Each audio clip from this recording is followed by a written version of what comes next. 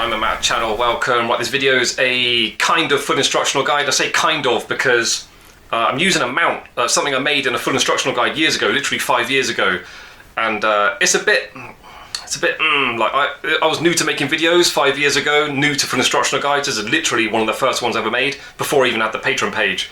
So the editing's a bit bad, picture quality and stuff's down and stuff. It's a bit like I feel like it's not really fair to try and get new patrons people to pay out to become a patron to get access to this full instructional guide. It's not really the quality I would like, so this one goes straight to YouTube.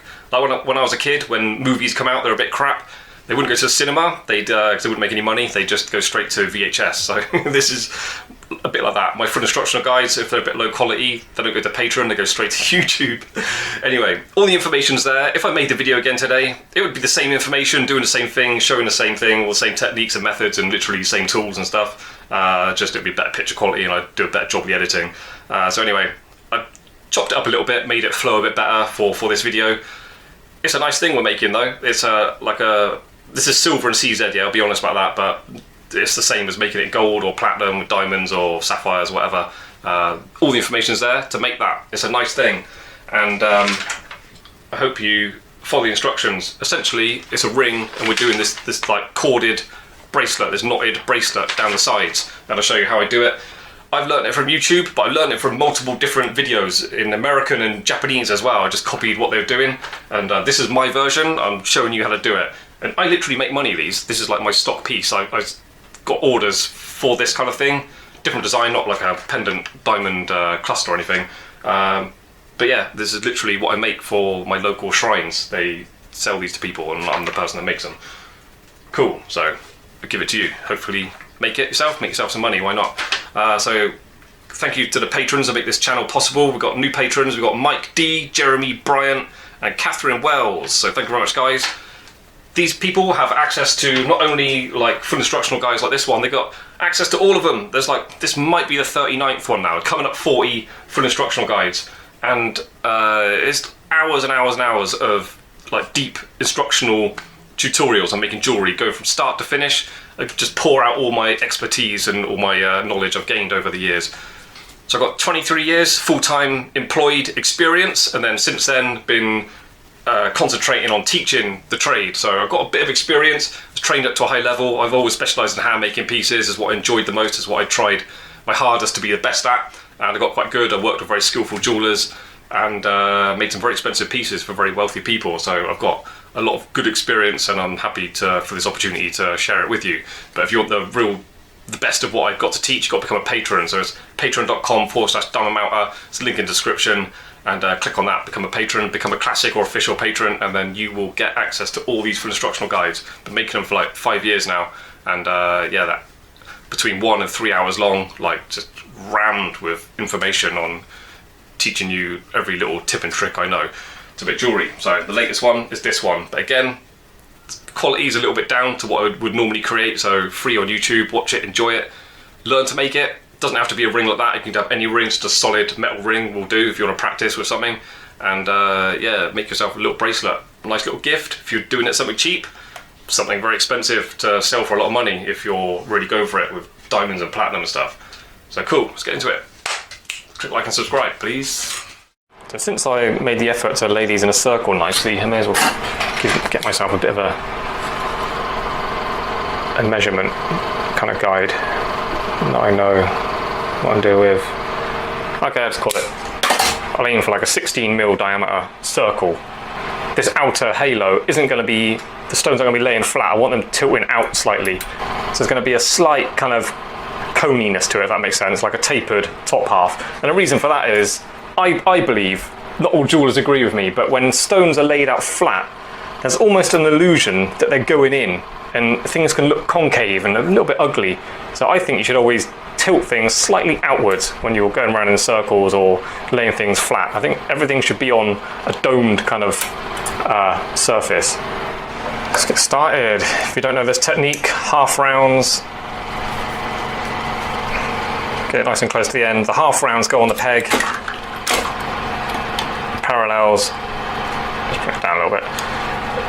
I just hold the half round still, and then I just bend it move it along a little bit, bend it. I'm not going directly to that 16mm diameter. I'm gonna put a gentle curve along it and then anneal it and then tighten up the curve. So yeah, just do this and repeat. Just give it a squeeze. Try and move it along the same amount and bend it the same amount every time, and then you should end up with a reasonably even curve. It will never be perfect, but try and keep it as even as possible. And try not to kink it as well. You've got to be steady. You've got to use a lot of strength, but carefully, if that makes sense. Big pliers. Reducing it now is so much easier. You already got that curve on there. This metal's gone really soft, which is nice. Just doing it with my fingers. See that? 16, still massive. Anneal, repeat. Let's go. Right, what I'm doing when I'm approaching the size I want, I cut off what I know I definitely don't need. So this is still a bit big, but I'm cutting it just because that overlapping is a bit of a hindrance. It's kind of getting in my way.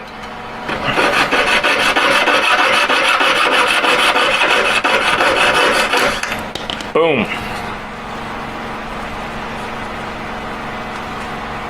To get a circle, it's very simple. You just move the pliers the same amount every time and then curl it the same amount. And you can keep it circular as you reduce it.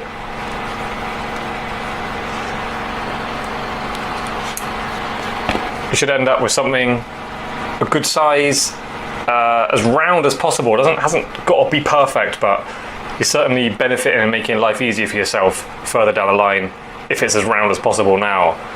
Previous subscribers or regular viewers to my channel will know I'm super strict on having really tight joins. So this, like, you're making a proper piece of jewellery now, so the join has got to be really good. So the ends go together like that. They're not like this or like this or like that. No gaps. Just that. It's simple. It's harder than you think to achieve.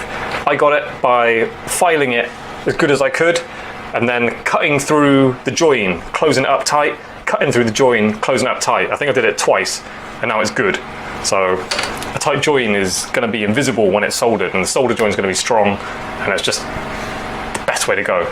Just always do your joins really good. Now when you got your circle turned up and your join's nice and tight, before you solder it, I recommend putting your stones on top and just double checking you got the size you want. Now I actually think that's a bit big because the stones are a bit gappy. I don't like gaps. I want them not touching, but just like a cigarette paper's worth of distance in between them. There's too much gap around these. I've soldered mine up and it's not round, and I'm going to get it perfectly round by banging it into one of these. It's going to have to be this one. So it's sitting below the surface, so I can't hit it down into it. So I'm going to have to use the punch it out, hopefully without making it any bigger. There's my block. Get it flat again. Do both sides.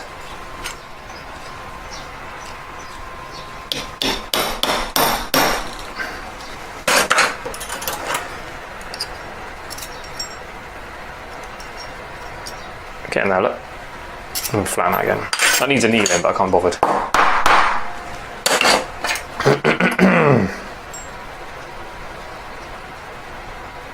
I think I've caught a cold since I started making this video. I'm like sneezing and stuff now. Okay, well the centre's nice and round. Again, we're benefiting now from making it, because we made it extra wide, yeah? Got the extra width, so even if I push the centre out a little bit bigger, centre hole, still got space for the stones. Yeah, I like how they're spaced out now. This is going to be like scalloped, so we're cutting the metal away around outside the stone, so the metal is literally going to be lots of circles all together, all the way going around in another big circle, which is great fun to do. You're going to love that if you've never done it before. Just do it a bit, see how it looks. Where's my other hammer? I like this one. It's a nylon end, but it's got a lot of weight to it, so it's good for this.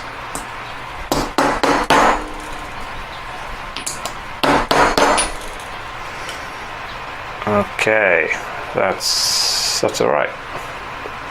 That might do. Now what I do is I double check it on my block, put it on a metal block, and rotate it, give it a tap, The angle was a little bit steep, so this flattens it. It just pushes it back down and obviously gets that bottom nice and flat on the surface.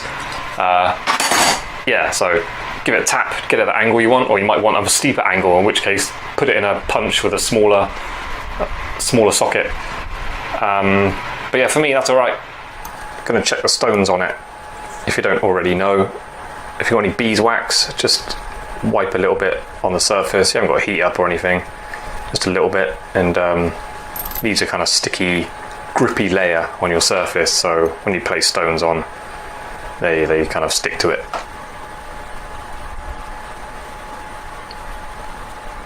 Just using my dividers to get a line down the centre all the way around.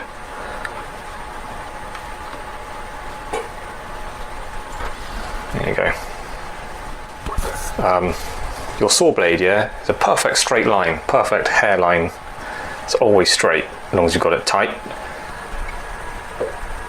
So yeah, I'm looking at the outer circle, line it up, looking at the inner circle, it's quite a useful one. Make sure that line goes right down through the middle. I think my customer's here.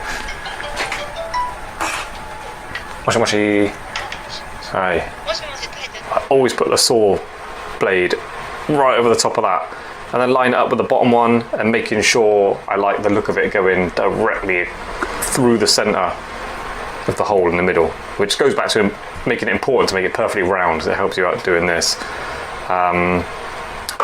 You've got to have a fine line marker pen as well. It's one of the most important tools on your bench when you're doing this kind of thing. So what I do is I mark it out, and if I think it needs to be a little bit left or right, I'll just thicken up the dot to the left side or the right side until I'm happy with it. When I've got it sitting over the centre of both of them, it's going right down the middle of the circle. So I'll be checking it and double checking it. I'll probably get all 12 dots drawn, and when I'm happy with the spacing of them all, then I'll start drilling them out. Alright, so you can see I use my dividers to draw a line around the centre of that. I use the outer edge as a guide because I tapped it into one of those on the edge, just so I've got a perfect circular circumference, and then that means my line I draw is going to be nice and circular as well. My inner edge is a little bit off, perfectly circle, so I didn't want to use that. Yeah, now it's just a game of marking out. I've got 12 stones, I'm marking out top, bottom, left, right, and then 2 in between. Right, so now I'm satisfied with my top, bottom, left, right. To do the 2 in between, so I've got 12, so that's 4 plus the 8, that'll be the total in between these 4. I just guess it. 1, 2. Now I'm gonna double check that with my dividers. It's very simple with 12, because you just get the same distance from the quarter marks, and then it should be the same going across the 2 you just put in there. So 1, 2, 3. Quite simple to do these. Again, I mentioned this before in my videos, when you work accurately, you make the next step much easier for yourself. I can rely on that top, bottom, left, right being accurate, so I can use those on all 4 corners. My dividers worked the same. I just found the 2 points in between, and then they lined up perfectly. Each time it landed on that quarter point, and then you can double check it going across the middle. It lines up nicely every time. So I use these dots now to draw little circles, and then that will be my guide for the stones. And actually I better put the stones on and make sure I get the circles the right size. So I've got started on this now, going around it, cutting straight up to the centre,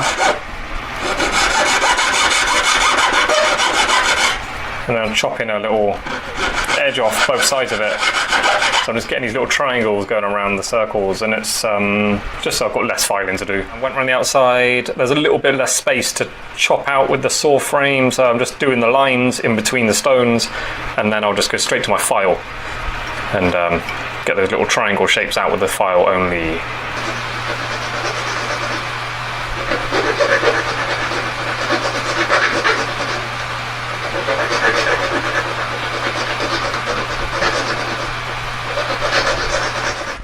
I don't know if you can see, I'm taking this much more accurately now up to the line here, and my advice is don't take off too much on the outer edge, because that's what really, you need metal there to make it look circular. If you take off too much, you end up with little eggs. Another bit of advice is just when you get close to the line, be very, very light with your file. There's hardly any weight on it at all. You're just kind of tickling it. And the next bit of advice, look at the line as you're filing up to it. And if you can, have a look. Or if you can't even, sorry, put it on its side and then use this technique, like rock the file backwards and forwards like that. So it's doing this motion as it files. That really helps you get that perfect rounded edge.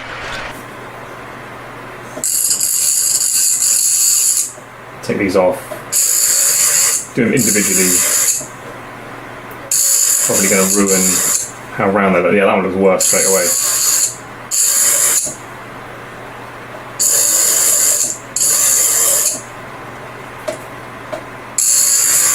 Look really closely, like there's a bit of a flat spot there, so I'll take that edge off, perhaps reduce it all the way across. That one's a bit of a lump there, it's taking that off. That one, haven't cut it down as deep as that one, so I've got to match those up. Look at that one, there's work to do on all of them. That one's just a bit kind of flat. That one's not bad, just a little bit there. See, every single one, there's room for improvement. So you've got to look as close as that. You've got to really be critical. That was not bad, a bit heavy that side. That's just the outside. I think I'll go on the inside and match them up as well. I know for a fact, where I used to work, they would throw that back at me and make me do a lot more work on it to get each one perfect. But I've literally been around the whole thing, inside and outside. Right, now what I do for paper for the file, I cut out really kind of long triangles. So I just move around one, I'll probably go around it 2 or 3 times. Yeah, silver's well easy. Yeah, this in platinum would be a big job. Just very lightly touching it and then rocking the needle file as well, not putting flats on anything, kind of rocking it. Very little weight. Just letting the coarseness of the paper do the work, not the weight of the pressure I'm putting on it. So I buzzed it out, that's ready now. I'm not going to do the outside because that's just unnecessary. It's easy to do with a rubber wheel, but it's just going to cause unnecessary wear and tear on it. Because I haven't put the claws on yet. It's easy to do with a rubber wheel with the claws on. It's quite enjoyable, you know, zinging around it. Let's put claws on, so I need some wire. Each claw is going to be shared by 2 stones, so a little bit thick. Kind of, I don't know what the measurement is, but I just know when I see it. Alright, now I've got 1mm wire, so it might be advisable to get a cylinder phrase less diameter than your wire, just to start it off and get it definitely in the correct position, and then use one the same width, just to open it up so your wire fits in. I'm going straight to the exact width because I'm badass. Great advice is, you've got your grooves in there, so it's not hard to get it in the right position, but just keep an eye on it, make sure it doesn't, because it rotates, sometimes they drag one way or the other. Just make sure it's going in straight, and then, this is important, don't hold it at dodgy angles, hold it, make sure you're going straight up and down, because the claws have got to be like little soldiers. If you're making a high quality piece, can't have wonky claws. Wonky claws is just, no, just don't do that. This is a better angle, I can see what I'm doing, I've turned it round.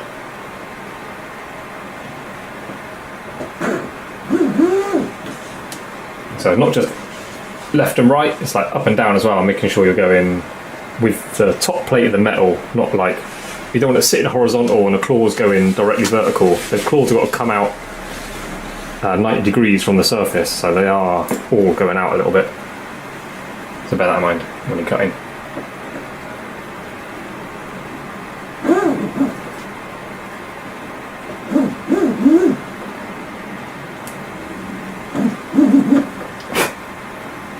Alright, that's going to hit both stones quite nicely. Basically, the closer you go together, the weaker the claws are going to be, because the stones are almost touching. So if you have a claw there and a claw there, you're going to have to cut away so much of them to get the stones in. The claws will be quite weak, so you want them out a little bit. So there's just a nick out of each side of the claw for the edge of the stones to go in. My claw's going to sit in there, so it's just the edge of that stone and the edge of the stone on the opposite side. Just the girdle is just going to cut into it slightly without going right through it. So I'm looking for that kind of distance all the way around. Double checking all my angles. I'm constantly thinking about that angle, and then is it in the middle? Looking at where my cylinder phrase is compared to the grooves either side. Also what I'm doing is doing every other one, because that's helping me, again, eke out a little bit more accuracy, because I can compare that point to where my phrase is going. And obviously once I've gone round the whole thing, then you're just phrasing in between your other two phrases. So it's just little ways I work to get more and more accuracy.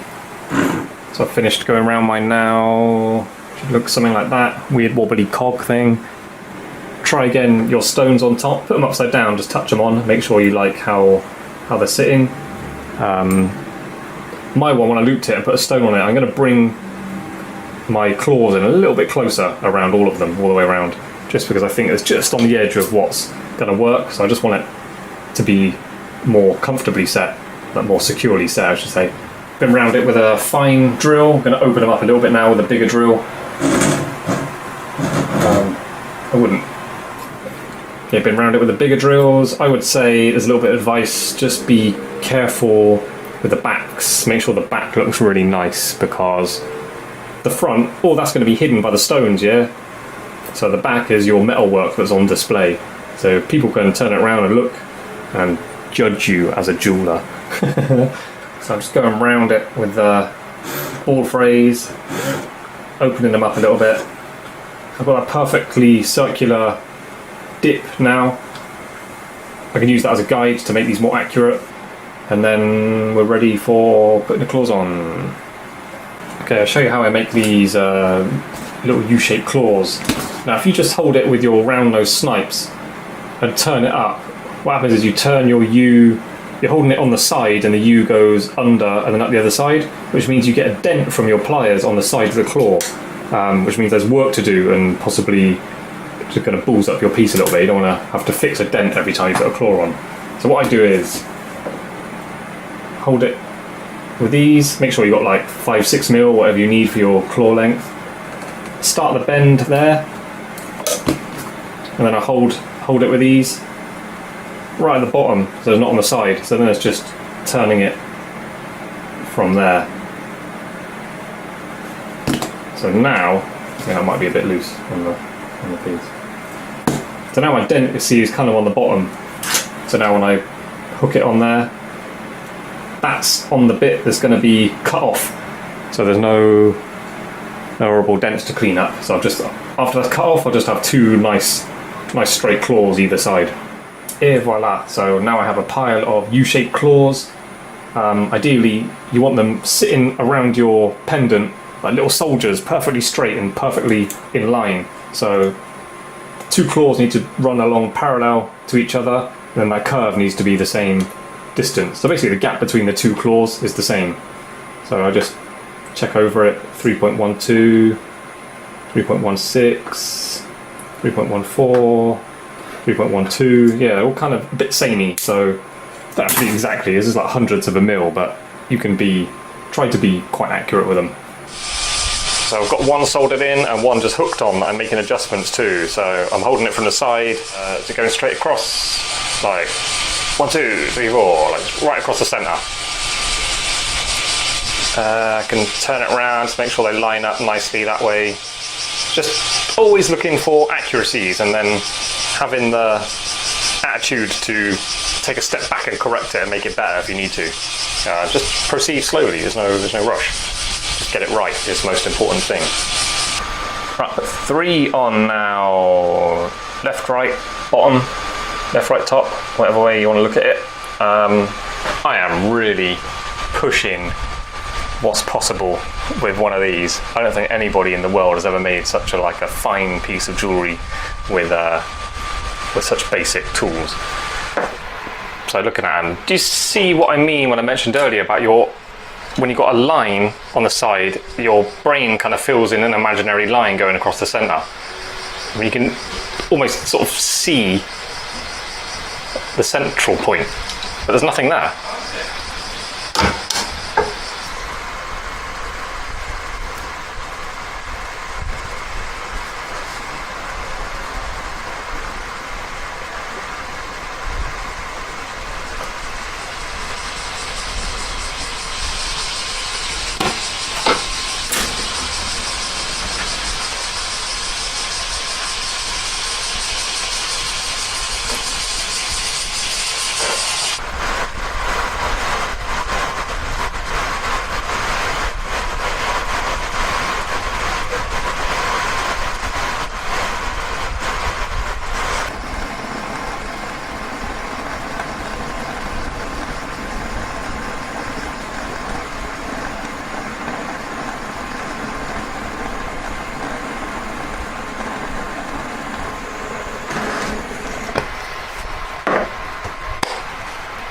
when I get to a certain stage of completion, I like to take a step back and then have a look at it, rather than getting lost in looking at each and every solder joint. Yeah, take a step back and then have a look at it and check your accuracies and your symmetry. I'm going to go around it with my loop, checking all my solder joints, making sure that it's all flooded properly. Yeah, get all the claws down in height. I'll leave them a little bit long because it helps with setting. But yeah, reasonably happy with it. And this is probably the most advanced thing I've ever made using that plumber's blowtorch.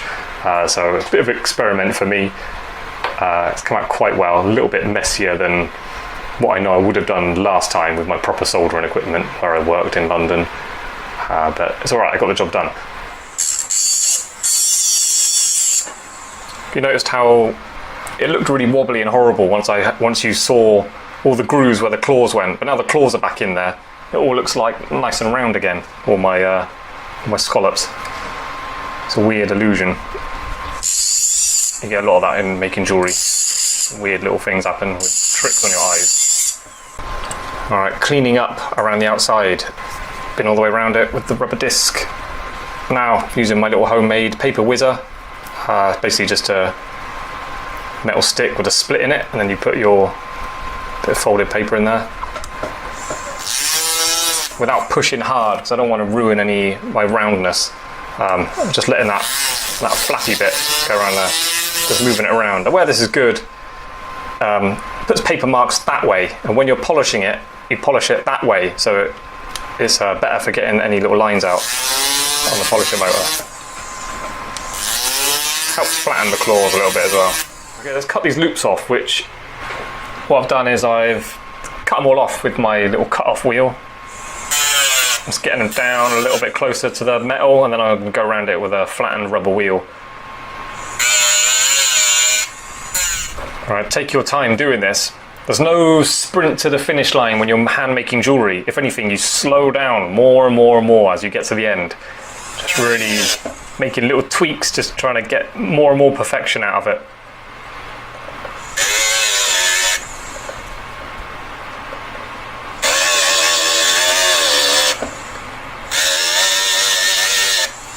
Just trying to get them evenly flat and the same height all the way around, and then I'm going to flatten a rubber wheel and go around it with that. I should be able to get it down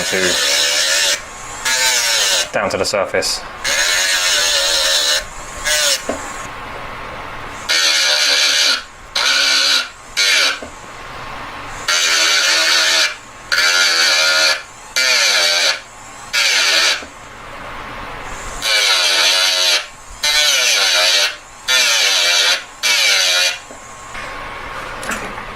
See, that looks all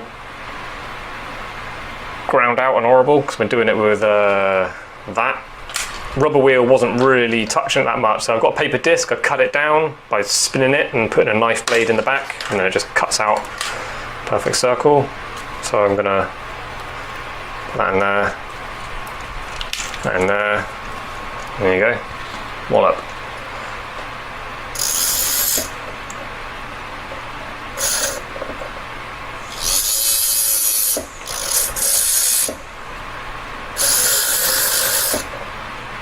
Working around that jump ring is quite difficult.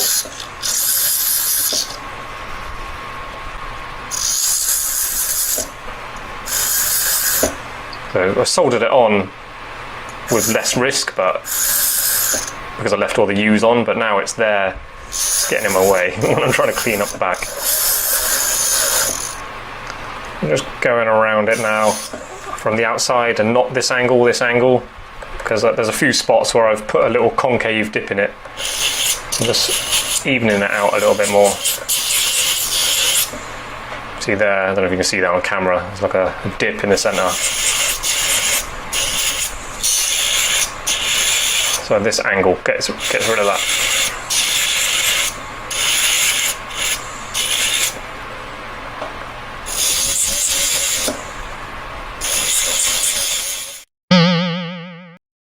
Okay, thank you for watching. Back to present day.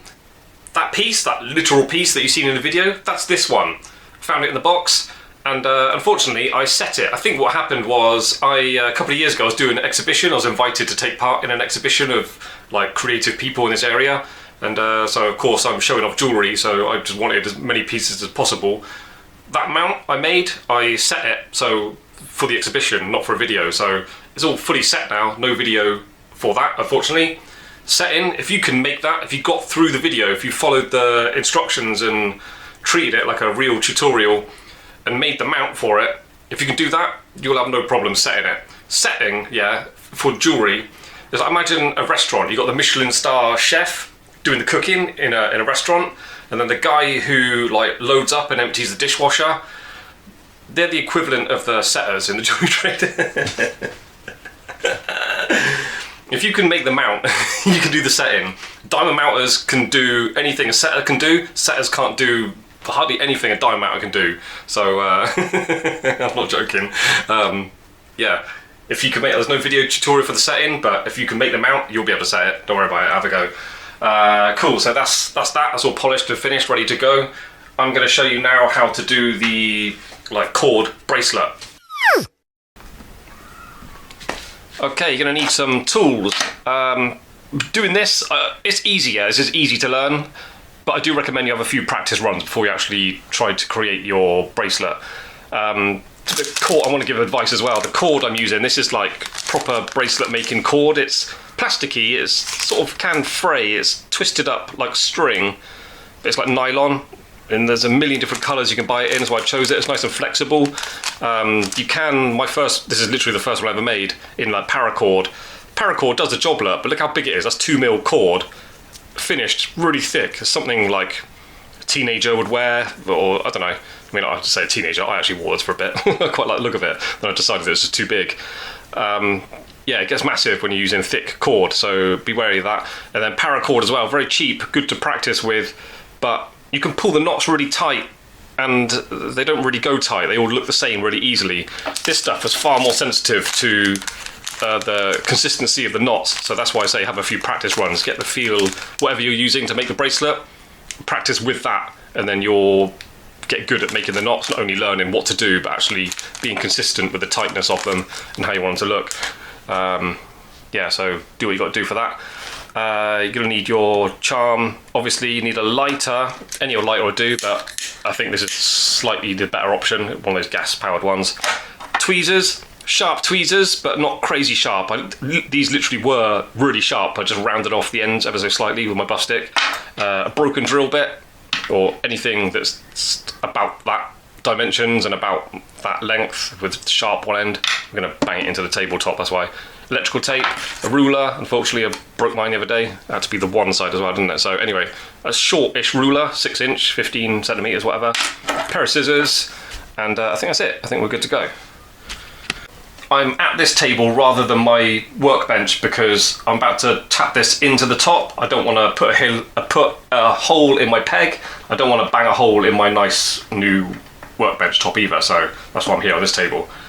So yeah, this broken drill bit, I'm gonna tap it in so it's sticking up and then have it slightly leaning towards me as well. There you go, just that, just got to be a bit sturdy. Next, electrical tape. This just gives it a bit of a plastic coating, because we're going to be using this as a... Oh, balls. Tap it in more than that. There we go, that's in there. Yeah, so that, going to hook on that just with a plastic coating. It stops you scratching up the metal on there. And I think we're good to go now. So these are the measurements I work to. We're all different, we might have different ideas. I've learned to do this not from YouTube. Check out Macramé on YouTube or paracord bracelets. There's a million different versions of this. This is just the easy one. I think it's called a cobra knot. Really easy, really quick. That's why I like doing it. And but yeah, you can mix colours, you can do really complicated ones, really wide ones, thin, long, whatever you want. I'll give you a rough idea. I'll give you my dimensions that I work to, but treat them as a guide because you might want to do things a little bit differently. By all means, knock yourself out. So 85 centimeters times 2. I suppose the tape measure, another tool you need. So anyway, you need this is just for the bracelet, but you need another length as well for the knot. So make sure you've got enough for it all. About 85. What I do is I measure 85 and I cut it a little bit longer. You need 2 lengths, 85 centimeters long. So there's mine. So get your cord, get 1 length of that cord, fold it in half. You want 5 centimeters. That length should be about 5 centimeters. You can get away with a bit shorter, you can get away with a bit longer. It's just what I'm working to. 5 centimeters. Go up from underneath through your hoop. Obviously that could be any design as well, as long as it's a solid hoop. Fold it over. Now you want to pinch it. Each side. Got one side left, one side right. So you see what I've done there? It's folded in half, it's gone up through the centre, and that's down in front of me. Left side to the left, right side to the right, and I'm just pinching like that. Double check that measurement. So what do I do? Left side goes over the front, yeah? Holding that way. This first one is actually the trickiest. That right one goes over the top of that side, across the back. Still trying to not lose that measurement. And then it goes up through that first loop. This is where you might want to use that thing if you want it, and then without trying to upset any distances, try and pull them tight.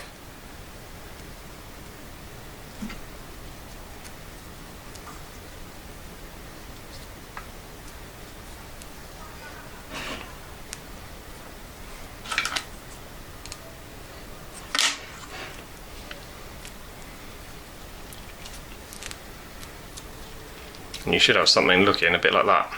Obviously I've got stones all the way around, so I'm going to line mine up over a stone. And pull it tight. Get that first one nice and tight. Okay, see that? Now look at that knot. Notice how that one's going across and it's going down through the knot on that side. That horizontal knot or vertical knot? Horizontal goes down through that one that's vertical and then going down.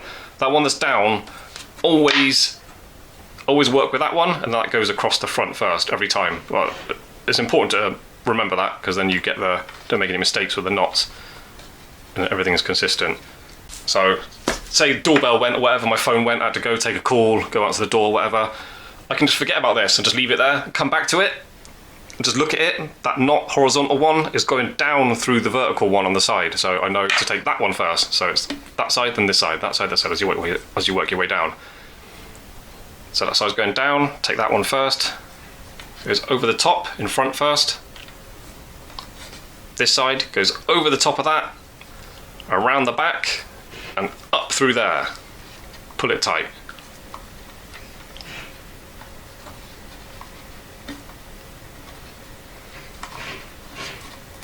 And you can probably already tell, starting to form that knot. Very different to the paracord, look. But it's literally exactly the same knot. Horizontal, the vertical one going down on this side now, take that. Over the front, this side goes over the top of that, around the back, then up through that loop. Pull it tight.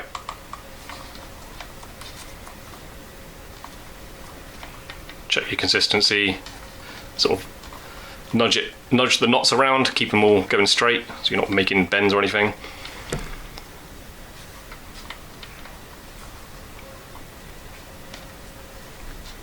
Down around the back and up. You may find it really fiddly when you first try it, especially if your first attempt is with something quite fine and delicate like this. You're probably better off, it's so cheap, maybe buy some paracord and just practice a big chunky one first. Just get the technique down and get dexterous with your fingers. You'll find with a bit of practice you'll get really quick at them. Why am I good at these? Because I literally make these for a local shrine. I get repeat orders. I did 3 the other day. First time I made them, not a different design, not doing like diamond clusters or anything. First time I made them, I spent like an hour doing one, and now I just bang them out like every 10 minutes. Okay, so that one's going down, so there's this one.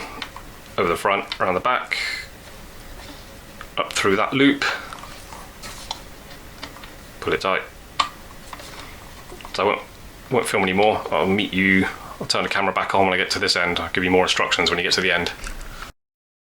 The Diamond Mounter channel is sponsored by nobody. If you're looking to learn to make jewellery, you've come to the right place. I've got almost 30 years experience being a top level professional jeweller. I was one of the best in the UK, but now since moving to Japan, I concentrate on sharing the skills, everything I know. I want you to be able to do it too. So you can help the channel out by clicking like, you can subscribe to the channel. If you want to take it a step further, you can become a Diamond Mounter patron. It's patreon.com/Diamond Mounter. Also, there's a brand new online soldering course, links for that also in the description. Hope to see you there. Check it out. Okay, so coming up to the last few, again at the ends are where it's trickiest. You can't just let go of it and pull it tight, you've got to kind of make sure it doesn't slip over the very end. And I've probably got space for one more, maybe two more. I might see if I can work with one more. Out the door.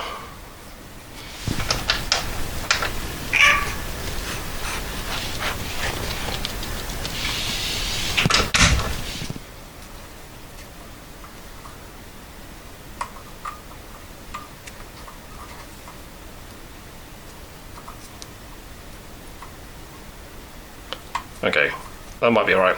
That's a little bit loose, but I don't think there's space for another one. Then it'll be too tight, so I'm going to leave it like that. It'll be alright, I think. Okay, so there you go. Nice little thing, isn't it? Okay, I felt like at the start there was something I was forgetting. I realised what it is now. I used this, again, another broken drill bit. Of course, you don't have to use a broken drill bit, just anything that's pointed like that. I've just sharpened it, so it's a sort of a long tapered point. I use that for just opening up that knot. Just make sure there's a hole visible there. And then next, I'll take my lighter. Lighter is, can't do this looking through the camera. I just fray the ends. Just melt the ends so they're not going to fray when I push them through that hole. Just twist them up nice. There you go. And how I learn how to do this, how I remembered it. Looking at the knots again, the one that goes down through the vertical one on the side, down goes down through the loop first. So going down, I bring that up above and then goes down through the loop. Ideally these are a bit tight, a bit of a struggle, which is why I have tweezers handy to pull them through. This is a bit too loose, but I'm going to go for it. And you can see that knot the other side, that knot is coming up. So the up one goes up through the knot, up through the loop.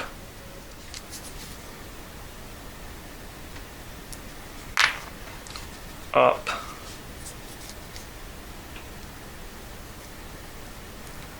Yeah, this is a bit loose. Ideally, that's really fiddly and difficult to achieve. They push through way too easy.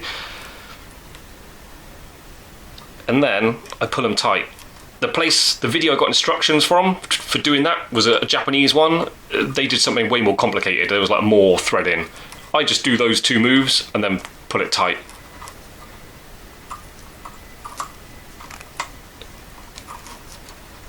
And it sort of goes to a nice little V on the end, so that's why I like just keeping it simple like that.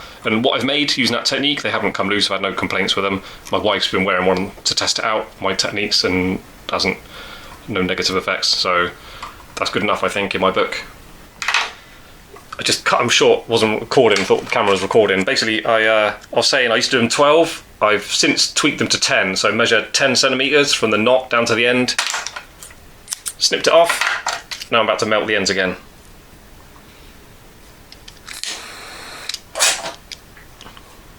That was a cat sneezing.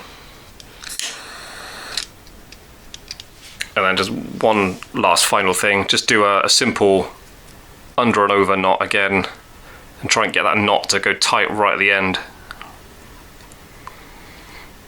Again, this type of cord is quite friendly for it, for doing that, sliding knots around, but then they pull tight, so this stuff's good.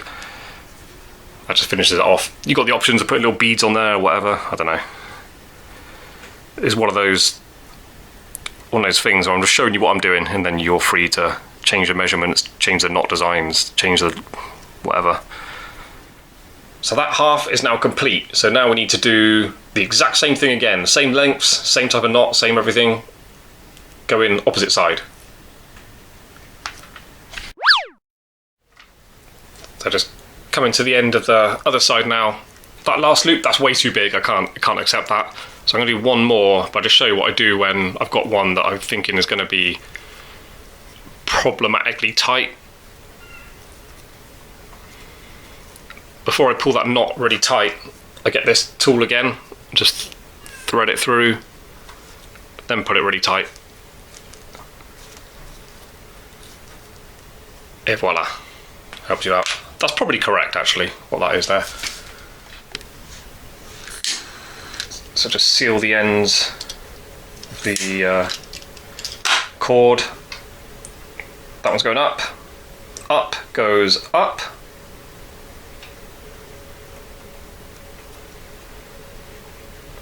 Don't put it tight yet. And the down one goes down. This is what I do to help me out. I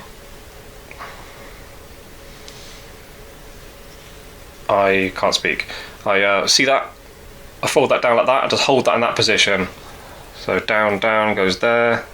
That's not going to go through. Just try and open up a little bit more. And then try and get that through. This ideally is a really tricky part of finishing a bracelet. You want it tight. Tight is preferable. That's why I have these tweezers at hand, because it helps you out at this stage. If you can just get a bit coming through, there you go.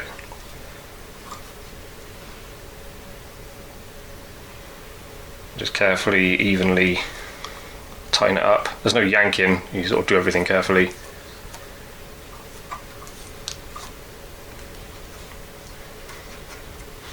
Done. Okay, recording, yes, it's recording, right. 10 centimeters.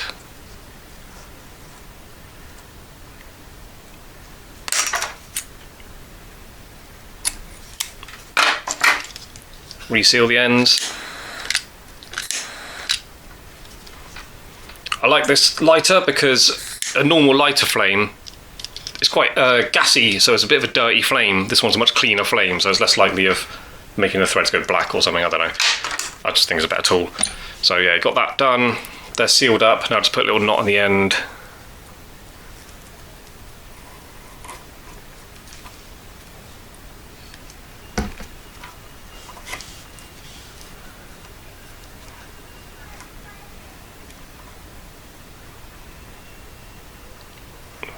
Bit high up there, never mind.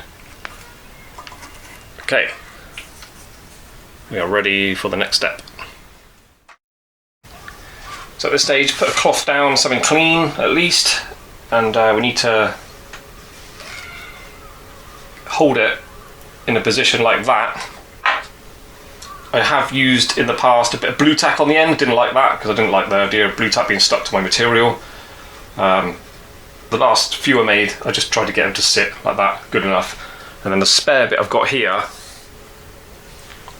this is going to be the knot that they attach to or run through.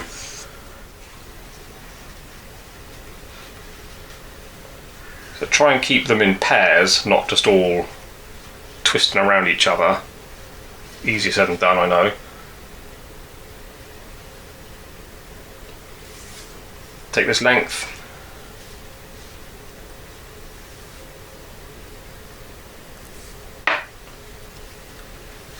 And then this is just the normal under and over knot to begin, the first one.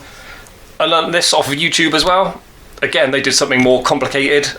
I did a few experiments, I did it their way, I thought, a bit awkward. I just thought it'd be easier if I could just do this one simple knot to begin it, to start it off with, and I tried it and it worked brilliant, so nothing more complicated than just that simple under and over knot. But try and tighten it up before you pull it really tight. This has got to be really tight, but before you pull it tight, make sure the left side and right side, they're not all twisted up. They're sort of sitting alongside each other in pairs, you know what I mean? So they've got to move nicely like that, not be all twisted. And then pull that nice and tight. Nice and tight. You can try and pull that through. Should be a decent amount of resistance, I reckon. Because obviously people are going to, thinking right to the end, customer buys this, they've got to wear it, they want to adjust it, and they want it to keep that adjustment, not be coming loose all the time. So too tight is better than too loose, definitely. So there's that knot up close. So there's one side going up, one side going down. Just treat it the same as doing those. That one that goes down, that's the first one I work with. So it goes over the front of that one, around the back, up through there, and then carefully put everything tight.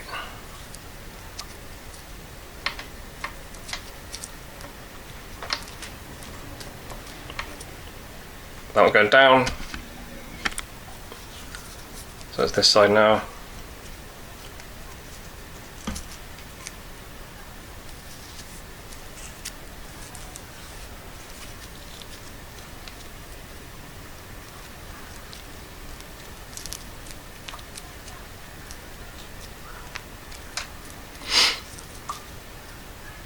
This side's going down. And I do like 3, I think it's 4, when you've got 4 like knots down the sides, each side, that's when I stop, but you can make it as long or as short as you want. But I would do minimum 3, I think I like the look of 4. And then again, I'm pulling it tighter than I was on the actual bracelet.